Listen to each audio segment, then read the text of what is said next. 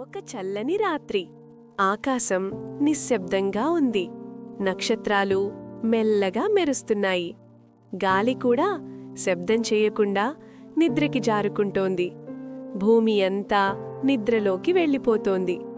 కాని ఈ రాత్రి మాత్రం ఒకరు నిద్రపోలేకపోతున్నారు. ఆయనెవరో కాదు, మన చంద్రుడు.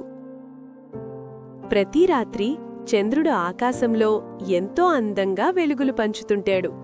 పిల్లల కళ్లపై నిద్రని జల్లుతూ ఇళ్లలోకి శాంతిని తీసుకొస్తూ ఉంటాడు.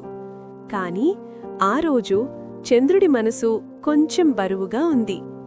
అందరూ నిద్రపోతున్నారు కదా, నేను మాత్రం ఎప్పుడూ మేల్కొని ఉండాలా అని చంద్రుడు మౌనంగా అనుకున్నాడు. చంద్రుడు నెమ్మదిగా కిందకి చూశాడు. ఒక చిన్న ఇల్లు, లోపల మృదువైన వెలుగు. ఒక చిన్న పిల్లాడు చాలా అందంగా నిద్రపోతున్నాడు. ఆ పిల్లాడి ముఖంలో చిన్న చిరునవ్వు. ఆ దృశ్యం చూసి చంద్రుడి గుండె ప్రశాంతతో నిండిపోయింది. అలాగే కాస్త ఈర్ష్యా పడిపోయింది. చంద్రుడు నక్షత్రాల వైపు చూసి అడిగాడు, మీరు ఎప్పుడూ అలసిపోరా? నక్షత్రాలు మెల్లగా చిరునవ్వుతో మెరిశాయి. మేము నిద్రపోము చంద్రా, కాని మేము వెలుగులిచ్చే ఆనందంలో ఉంటాం. ఆ మాటలు చంద్రుడి మనసులో నెమ్మదిగా నిలిచాయి.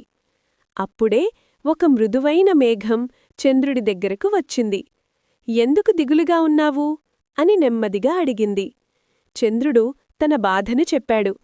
మేఘం చిరునవ్వుతో చెప్పింది, నీ వెలుగే ఎంతోమందికి నిద్ర తెస్తోంది చంద్రా.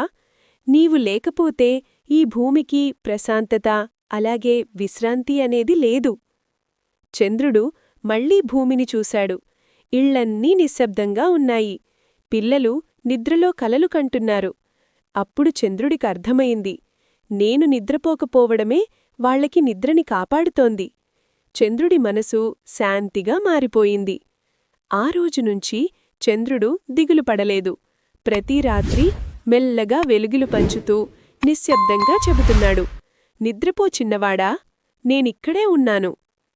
ఈ కథ వింటున్న చిన్నారులు, ఇప్పుడు ఆకాశంలో ఉన్న చంద్రుడు మీ నిద్రని కాపాడుతున్నాడు.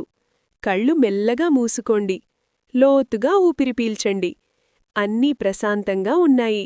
శుభరాత్రి. మధురమైన కలలు.